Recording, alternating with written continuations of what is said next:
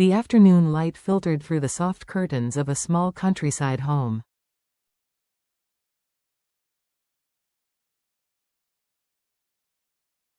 In the middle of the room, a young girl sat cross-legged, her eyes sparkling as she gazed at a colorful picture book.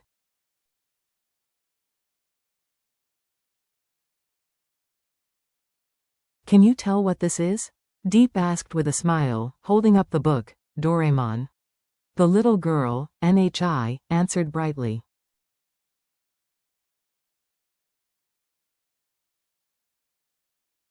"That's right. This box is magical," Diep teased, pretending to blow into her hands like a magician.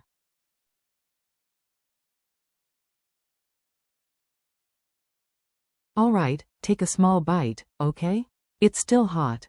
Moments like these had become a rhythm in their home, tender, simple, yet filled with unspoken love.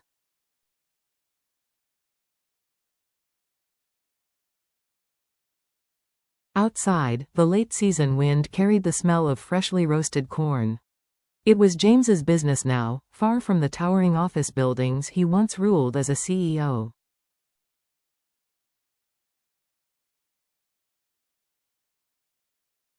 "Normally, how much do you sell a bag of this for?" a local buyer asked. James studied the corn thoughtfully.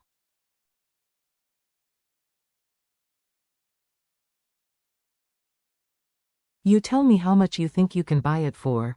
The man hesitated. "How about 63,000?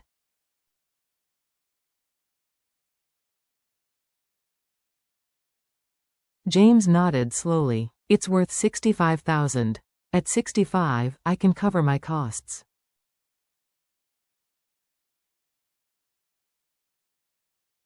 They shook hands. "All right, 65,000 then. It's our first deal, let's call it friendship pricing."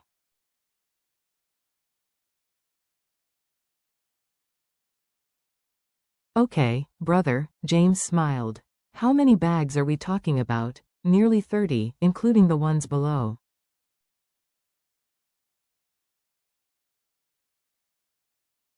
James exhaled. "Not a huge lot, but it's a start.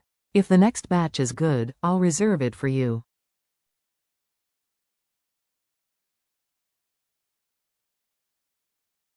"Same price. Deal." "It's nice working with honest folks," the man said as they sealed the agreement.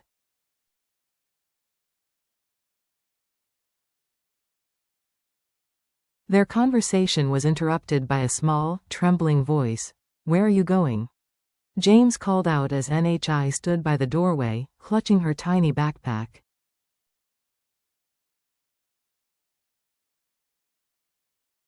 "I'm going home, to my real parents." James froze. "You're not staying here anymore?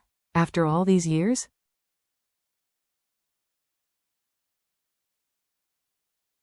"You're not my real dad," his heart sank.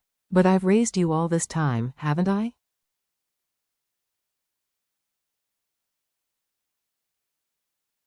NHI looked down, tears welling up. "Even if you raised me, you're not my real father."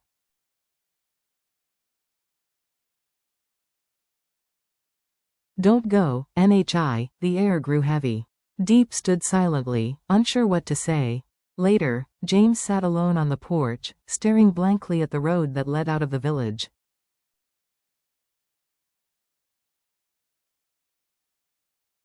"I found her abandoned years ago. I didn't even know who her parents were.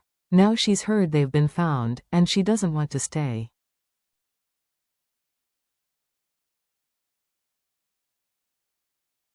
"Everything I've done, all those years," his friend sighed.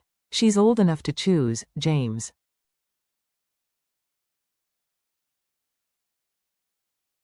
"Let her go. If she remembers your kindness, she'll come back someday. And if she doesn't, you still did good."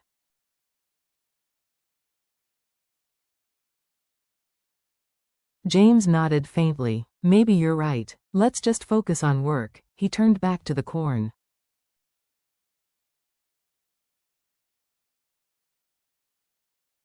"All right, 65,000 it is. Please pack them up this afternoon, and I'll send the truck to weigh and load them."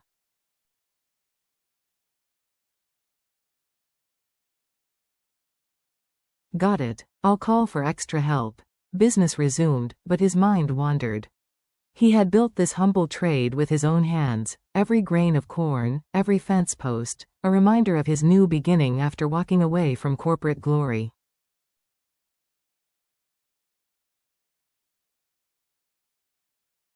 Yet, the silence left by Nee's departure cut deeper than any loss he'd known. Later that day, he arrived at Deep's house, the woman who had quietly stood by him through his transformation.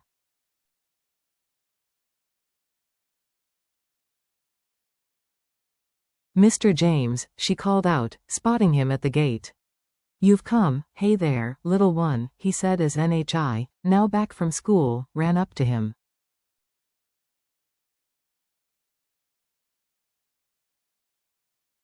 That's a pretty backpack you've got. Do you like it? Yes. Can I wear it now? She grinned.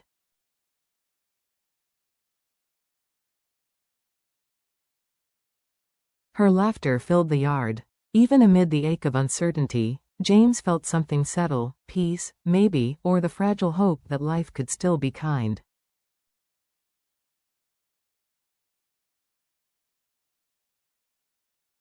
The next morning, Deep greeted him at the garden fence. You've come early. I wanted to get a head start.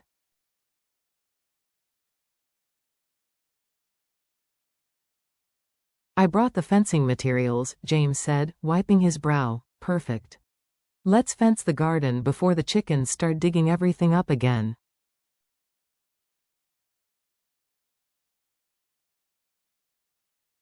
Oh, my hands are dry lately, the skin keeps peeling. Let me see. It's nothing serious, James reassured her gently.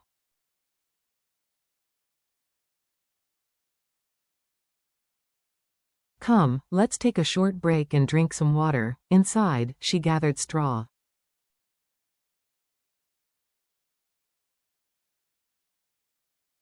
What's that for? To burn and make compost, she explained.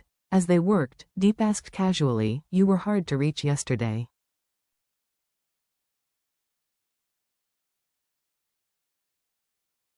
Busy again? I was sorting out the rental paperwork for the new site. Deposits done.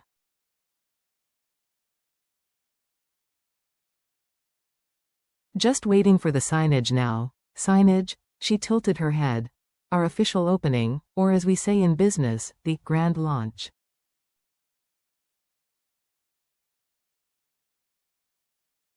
Oh, she smiled, amused. So that's what you call it. Launching. They shared a quiet laugh, the kind that comes naturally between people who've weathered life together.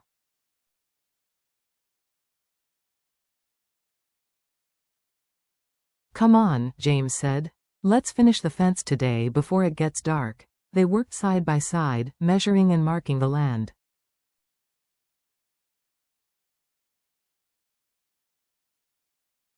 Should we fence all the way to the end or stop at the slope?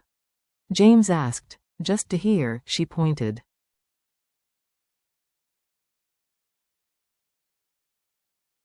From this line down. I'll dig from this side. All right, he nodded. Let's make it straight.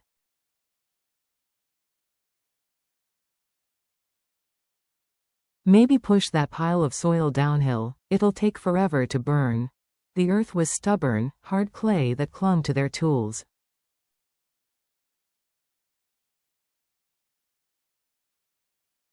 Should we dig deeper? She asked. For concrete posts, yes, they need to be firm.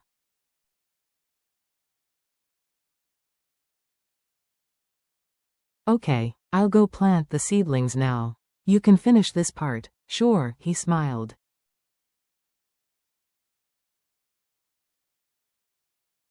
Go on, I've got this. As she walked away, her figure against the golden field was framed by sunlight.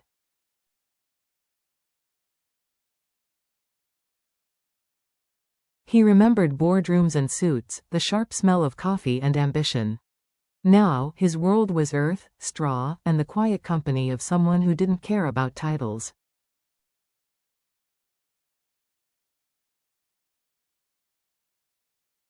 It felt right. Hours passed. James, have some water, Deep called, bringing him a glass.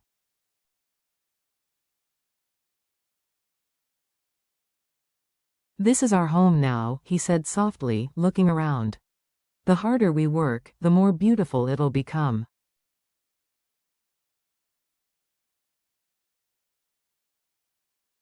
She smiled. That's the plan. They chatted about vegetables, cabbage, cauliflower, mustard greens, even tomatoes.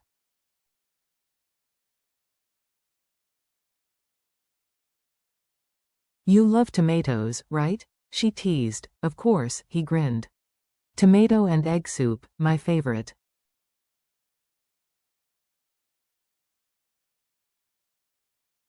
She laughed again. You're easy to please. When he noticed her planting too close together, he leaned in.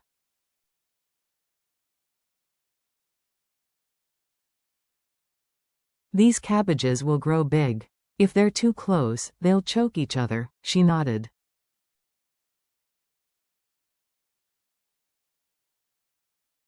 Got it. I'll space them out. Let me lift the posts, he offered. Can you handle that alone?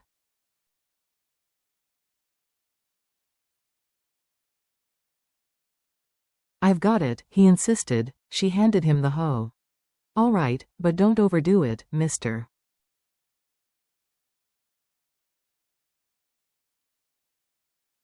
CEO, by late afternoon, the air turned golden. You'd better go pick up NHI, James reminded her.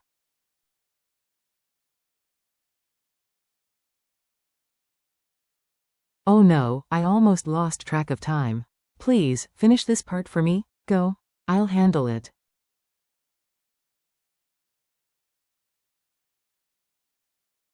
When she returned, Nye's laughter echoed again. Hello, Mr. James. Hey, kiddo.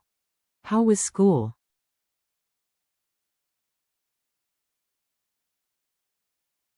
Fun. Why didn't you come to play yesterday? I was busy, but I'm here now. The three of them continued the day's work, side by side, a picture of quiet domestic warmth.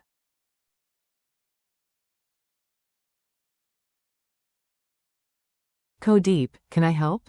NHI asked eagerly. Not this time, sweetie. Go sit inside, we'll cook soon.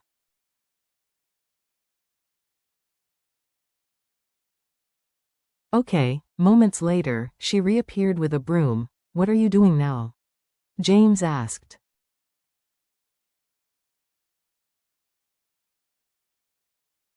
I want to help you clean, he chuckled. You're too sweet. But that broom's heavy.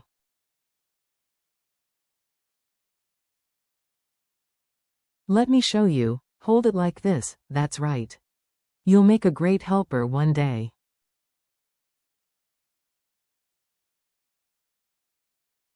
He looked up and met Deep's eyes. For a moment, they both smiled. Maybe family wasn't about blood.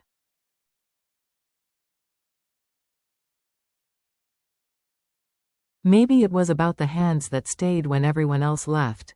As dusk settled, they tied the last of the ropes securing the fence.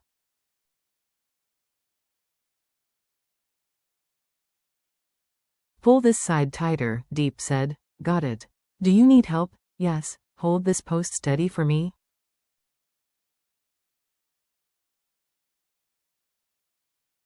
From inside, Nye's voice piped up again. Are you tired? I'll pour you some water.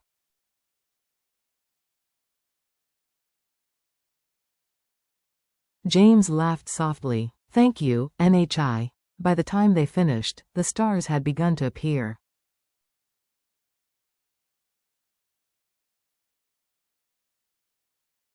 Soon, we'll have our own vegetables, James said, looking at their handiwork. Fresh food for NHI.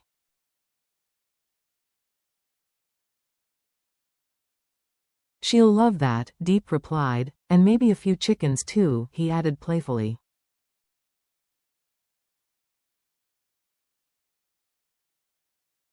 NHI giggled. I love chicken. Their laughter mingled with the chirping of crickets, a simple evening, built not on wealth or fame, but on care, hard work, and quiet understanding.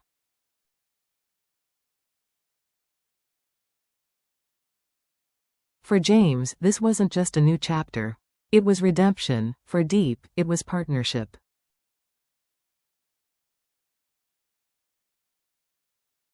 And for NHI, it was home.